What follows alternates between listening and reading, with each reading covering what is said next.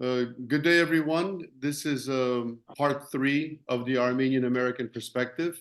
And we have back with us again Martin Harutyunyan from Watertown, Mass. As you know, a first-generation American Armenian, meaning he was born here. His parents were from abroad. And also we have our honorary Armenian-American, Elias Gerasoulis of the Livingston Group, who himself is of Greek heritage. I think many of you are familiar with the Livingston Group at this time. If not, they are the lobbying firm that National Democratic Alliance of Armenia has hired to represent Armenian interests in Washington. Of course, Elias can get further into it. And Elias, being of Greek heritage and having Armenian friends outside of the National Democratic Alliance, is quite familiar with Armenian issues, Armenian concerns, struggle for liberation, and so forth. So I think we should start right away because they both had the privilege of being with Gerasoulis when he was in Washington in April of 23. Elias, of course, had arranged the meetings, and Martin was serving as a translator. Let's start with Martin. Can you give it, since you were there firsthand, without divulging any top secrets, can you give us an insight into how those meetings were, what they felt like, who you met with, what was the reaction, and so forth? Yeah, well, it was my first time meeting both Elias and Gerasoulis.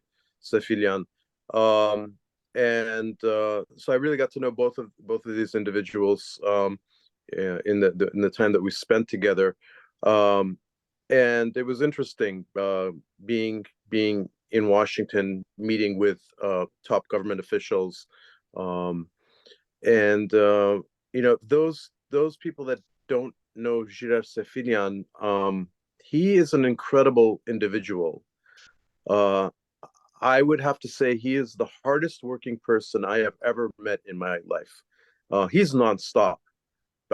He doesn't rest. The only time he rests is when he gets the sleep that every human being needs. Other than that, he is on the go and is very persistent, and it's inspiring. Gerasoulis is an inspiring person. I think any Armenian that gets to meet him and gets to know him, I think that's the one thing that will definitely come across is how inspiring he is and how dedicated he is to the Armenian national cause. I'd be interested to know what Elias thought meeting Giray, and what his impressions were. Absolutely, man. Thank you. I just want to say I'm greatly honored to be here, and I want to congratulate you, Grigor, and NDA on this new English program series. This is really something that's very groundbreaking, and I think it's going to become very important in the coming months and years in terms of shaping the narrative. Regarding Colonel Sefilian, this was also my first time meeting him. I never met him previously. Of course, I read about him and did my research after we were hired, but I really, this was my first time meeting, and I didn't know what to expect. But I agree with Martin's assessment. I think he's a remarkable individual. I was extremely impressed by him on a personal level, just the way he carried himself. He's a very serious and sober individual. And we spent a tremendous amount of time together, both in the meetings, but also outside the meetings, because, before we had these meetings, we had extensive discussions of what should be said in the meetings. So I really got to spend a lot of time with Colonel Sefilian during his stay in Washington. And I have to say, he did very well in the meetings. And keep in mind, this was Colonel Sefilian's first time in the United States and in Washington, D.C. Had never been to the U.S. before. And also, he's one of the few Armenian political figures to have had meetings in Washington, D.C. Very few Armenian heads of state have even come to Washington to meet with policymakers. And I have to say, for someone who's done this for the first time, he did extremely well. He carried himself well. I could tell the people we spoke to respected him, responded well to him. He did very well in the meetings. And this is an important point, too, I want to make for your audience. A lobbying firm can open doors. We have access. We have relationships. We can influence to a significant extent. But it is also up to the client, right, to impress who we're introducing the client to. Even if we're the most influential lobbyists in Washington, if we have a client who comes across very poorly, that's going to be noticed, and that will hinder the effort. So it takes two to tango, and it's been helpful in our efforts to have people of remarkable stature like Colonel Safilian who leave a good impression. So that's also another point I want to make clear to your audience, that yes, the lobbying firm has influence and we play a critical role, but also you need a client who's going to present themselves well and impress whomever we're introducing them to. So I have to say, I have nothing but good things to say about Colonel Safilian. Very impressive individual, and look forward to seeing him again at a future point. Yeah, I have to agree with you. He was very well received and highly respected by the Congress people that we met. That's for sure. Especially the ones with the military background, if I'm not mistaken. Exactly. Yeah, there was a certain camaraderie between them, and it was very impressive. It was really impressive. My humble part was just serving as translator, but to see that interaction, and it was if it had been somebody else, perhaps there might not have been that same camaraderie and reception that Gerasoulis got. Gerasoulis basically made his point, made it very clear, and he was respected. He was respected, and they were listening. That's for sure. Was there any, Elias, if I could jump in, so it doesn't seem like we're sugarcoating Gerasoulis, because obviously I don't need to be told that. I have the utmost respect for him, and I think he's a one of a kind. He's probably the handful of true Armenian patriots that we've had during these past 50 years, especially. I don't want to go back too far, but let's say in the past 50 years. Was there any, because I believe he had over a dozen or so meetings in general, maybe even more. Yeah, I think at least a dozen. At least a dozen. Was there, and I know Martin was there for several of them. You were there for all of them, Elias. Did you notice anything negative? Anything that can be, maybe negative is not the right word, anything that can be worked on for future meetings that American congressmen or senators would want to see that we didn't properly, or excuse me, Colonel Safilian didn't properly deliver? That's a very good question. First of all, I think it's important for the audience to understand the context of this. This is really the first time something like this has occurred. As I've said, it's very rare for Armenian government officials, the leaders of Armenia. There have only been a few times where they've even come to Washington to meet with high-level U.S. officials. So to have a politician or a political personality come to Washington and to have a lobbying firm do it, I mean, this was the first time an Armenian entity had ever hired a professional lobbying firm. So I think this was new for Colonel Safilian, and also completely new for the congressman, because what they're usually used to is having, let's say, these Armenian grassroots groups come to Washington to discuss Armenian genocide. To have an Armenian political figure using professional lobbying firm to meet with these officials to discuss substantive issues of bilateral U.S.-Armenia relations and security issues is totally different. So I just want to set the context for in that respect. And what I would say, and what I appreciate about Colonel Safilian, I think it speaks to his leadership, is, before we went into any of these meetings, we had preparation sessions where we would discuss what he would say. And, I think part of the job of the lobbyists is not only opening doors, but, we also provide a lot of strategic counsel, including helping with messaging. And, during our private conversations, I would help Colonel Safilian craft his message. And I was also very honest with him. I told him certain things he wanted to say just would not fly. Because, again, if you're coming from one culture that has a certain way of thinking, something that over there might seem totally acceptable might be taboo here, or could be totally misconstrued. So there were a few things where I explained to Colonel Safilian, you might think, this might be well received in Armenia, but the congressman's going to be totally bewildered if you say it like this. And cultural nuances, so to speak. Yeah, cultural nuances. And to his credit, he listened, to my advice, and because of that, we avoided any incidences that could have been misconstrued. I don't want to get into obviously too much of the specifics of our conversations when we had but like one thing, for example, that I can speak to, that I've counseled both Colonel Safilian and any other NDA leader who's come to Washington. I could just give this as an example for your audience. And this is something we spoke about, Grigor. Coming from, let's say, in the Armenian culture or even the Greek culture, there's a certain tendency towards conspiracy theories, or there's a certain allowance for speculation.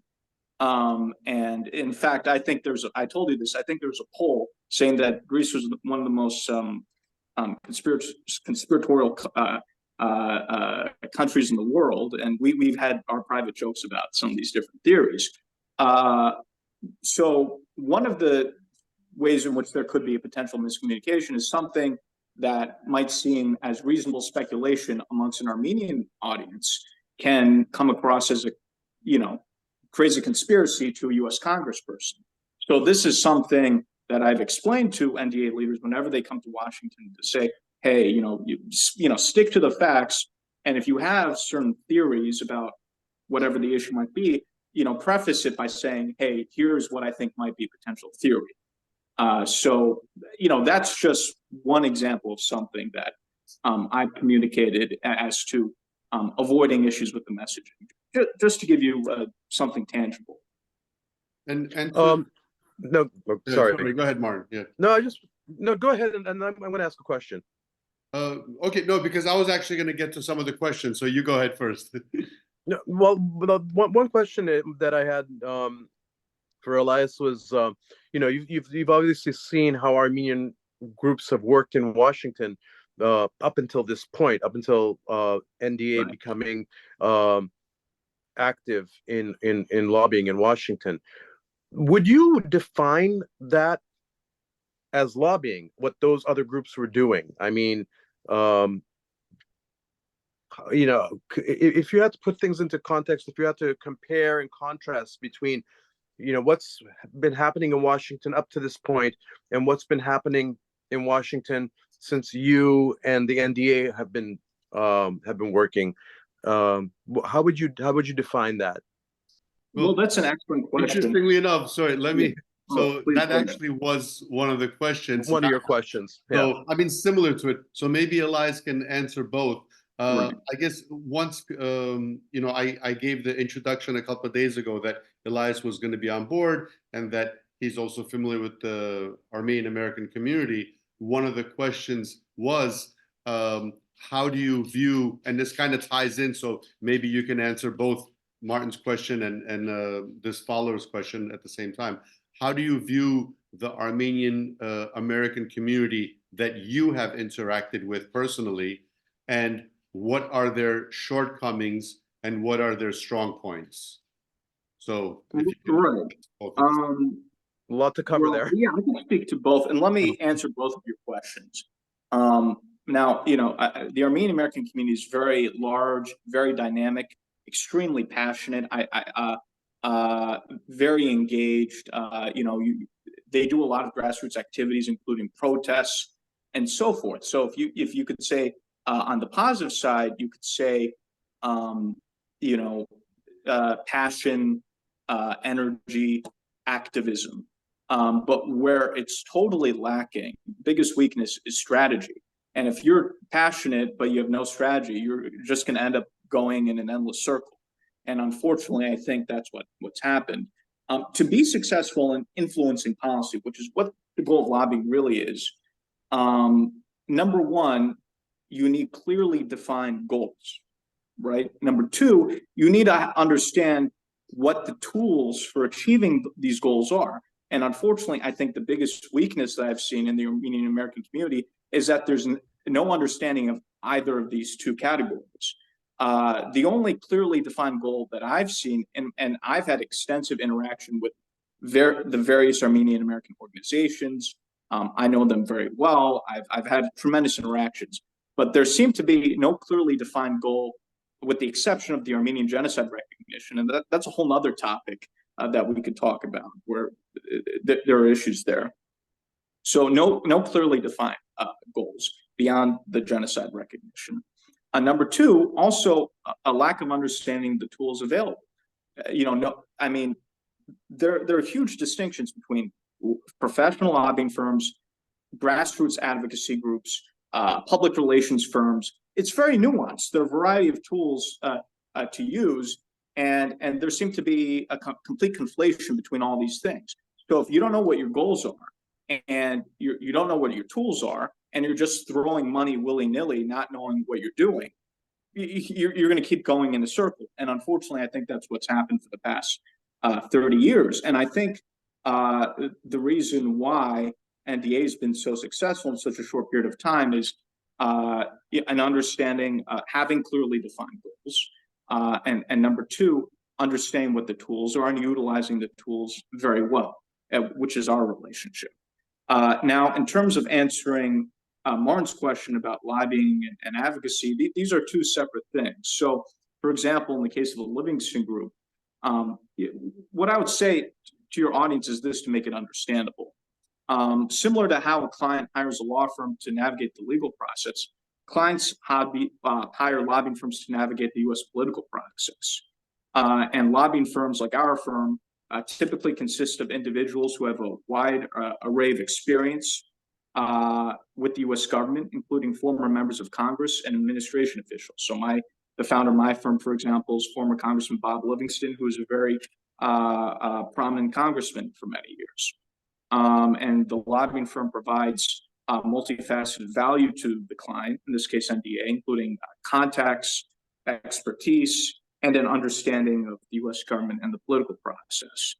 Unlike a lobbying firm, a community advocacy or activist group is funded by the grassroots membership of the community. So, for example, the Armenian-American community funding these grassroots activist groups, which promote issues in Washington, which have primarily been genocide recognition.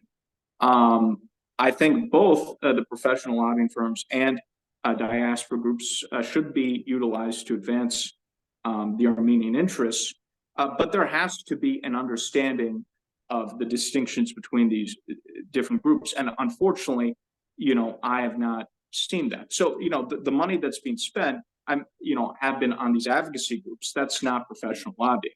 I'm not saying there isn't value to it, but there needs to be understanding that these are distinct, very distinct things. And so I think that's really been the fundamental weakness, is there's really been no time where it seems like people stepped back and said, okay, what exactly is it that we're doing? Instead, it seems like more of, okay, let's react emotionally and throw money at all these different things, not knowing what we're doing. So again, I apologize if that sounds a little harsh, but I wanted to give an honest assessment of what seems to be the issue. And I hope this has answered both of your questions, and I'd be interested in your thoughts. Well, I guess as a follow-up question to that, and we could start with Martin, because as we said, up until now, it's been, if anything, more advocacy, and it's been limited to genocide recognition, not even reparation, simply recognition. So putting that aside, Martin, how would you portray or explain to our viewer what, and as Elias said, that the first thing you need is a strategy, an objective. Well, actually, an objective and then a strategy to get to that objective. What would you say, in your words, Martin, is NDA's objective in general? Forget about lobbying, and then to add the second layer of that, what is their objective using Livingston Group in Washington, D.C.? Right. Well, up until now, basically in Washington, we've had the Armenian National Committee of America and the Armenian Assembly. And again, what they've been doing is basically genocide recognition. And now that that's done, I mean, for all practical purposes, the genocide is recognized. Turkey hasn't recognized it, of course, but that's another issue. One thing that that we were doing in Washington was, Armenia needs viable allies. We need to have connections. Armenia needs to be connected and have an ally like the United States and other democratic Western countries. So this I think was very important. And one thing was that I thought was interesting is in our meetings with these government officials, oftentimes they were wondering, like, so when are they going to bring up the genocide issue? But that's not what we were there for. So that alone is it's like a 180-degree turn from what we've seen before. And what they've been used to hearing. Right, exactly. Martin, also, I would love to hear in terms of, again, I have had my interactions and my impressions. Perhaps being outside the Armenian-American community gives me a different perspective. Do you have any thoughts in terms of what I've said, in terms of my experience and my assessment as to, what the problem has been? Because at least to me, it was clear, but. No, I agree with you. I think your assessment is spot on. In terms of what has taken place up until now. The only thing that I'm going to bring up, and it might be an uncomfortable topic, is when we did approach Livingston Group and hired Livingston, we did get some criticism. I'd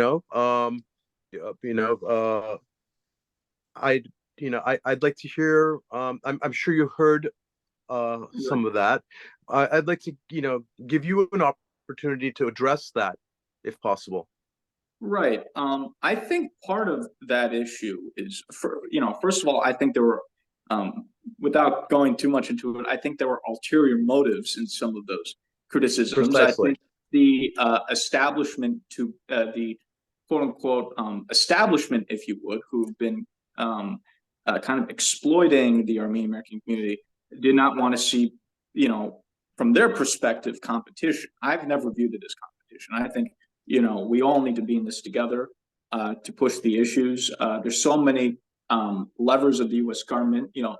No one group can cover everything. So I think we should all, be working towards common cause. But I don't think that's the way everyone else necessarily sees it. And so I think there were some bad intentions in terms of, some of these criticisms. But what I would also, and this is important, I think it's critical, and that's why I'm doing these interviews, for the Armenian-American audience, to educate them about how our political system works, and to really start thinking more strategically rather than, going just based off of emotions or this or that. And again, I'm not saying this, I don't mean to stereotype or anything, but I think one of the challenges, and I see this with the Greeks as well, is sometimes rather than responding in a methodical or logical way, they sometimes have an immediate emotional reaction to something. And, especially, we really need to start by we, I mean Greeks, Armenians, we really need to start approaching Washington in a very business-like way with logic, with reason, and not just impulsively reacting to things. Because on the other side, with Turkey, they're master diplomats. They're very professional. And so we have to really step up our game. But to answer your question, lobbying firms, simply, as I said, they're similar to law firms. And, I know many lobbying firms who've lobbied at different points for opposite interests. So I know of lobbying firms that have lobbied, or lobbyists who've lobbied for Pakistan at one point, and then later on they're hired by India. There have been lobbying firms that have lobbied on behalf of Turkey, then they were hired by Greece. These are all real life examples. And, same way, one person might hire a law firm one day, another person might hire a law firm another day. The lobbying firm works the same way. There is a rule that you can't have conflict of interest. So you can't, for example, represent Greece and Turkey at the same time, or Armenia and Turkey at the same time. But, once you end a relationship with one client, you could then engage in a relationship with another client. So that's the way I would explain it. And this is very common in Washington, D.C. And by the way, Turkey and Azerbaijan, between them, past 30, 40 years, I think they've hired almost all the top lobbying firms. Anyone who's good, they've hired at some point.